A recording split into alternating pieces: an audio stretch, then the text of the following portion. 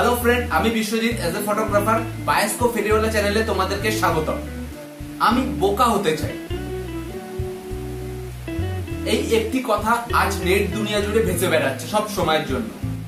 আজ যেখানে সবাই অন্যকে ঠকাতে ব্যস্ত, সেখানে একটি শিশু সে কিনা বলছে আমি বোকা হতে চাই। আর কেন বোকা হতে চাইছে? যে কারণে সে অন্যকে ঠকাতে পারবে না।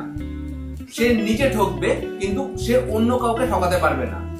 আসলে শৈশবটা এমন একটা সময় যা আমরা দেখি তাই শিখি। ছেলেটার নাম রিক বাগদি।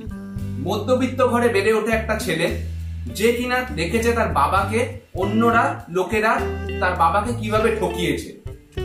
সেই কারণে তার মনে একটা ভয় ধরেছে যে সে বড় হয়ে কাউকে ঠকাবে না, সে নিজে ঠকবে। তাই সে বোকা হতে চাইছে। সত্যি কি আমরা কাউকে না ঠকালে আমাদেরকেও কেউ ঠকাবে না? আদতে কথাটা বড় মিথ্যে।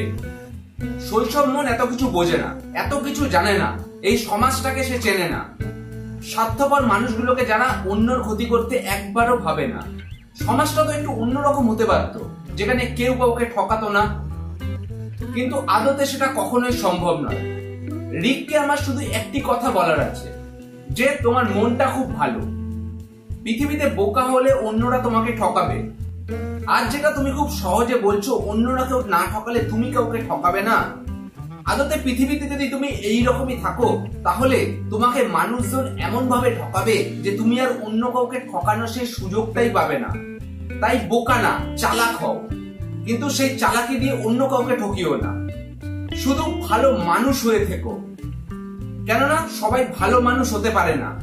তুমি যদি পারো তাহলে দেখবে ওপরের ওই মানুষটা তোমাকে কোথাও গিয়ে জিতিয়ে দিচ্ছে। তাই পৃথিবীতে বোকা না, চালাক হও। চালাক হলে অন্যরা তোমাকে ঠকালে তুমি যদি কাউকে নাও ঠকাও, তাহলে তুমি সেই ঠকানোটা তুমি খুব ভালো মতো করে বুঝতে পারবে।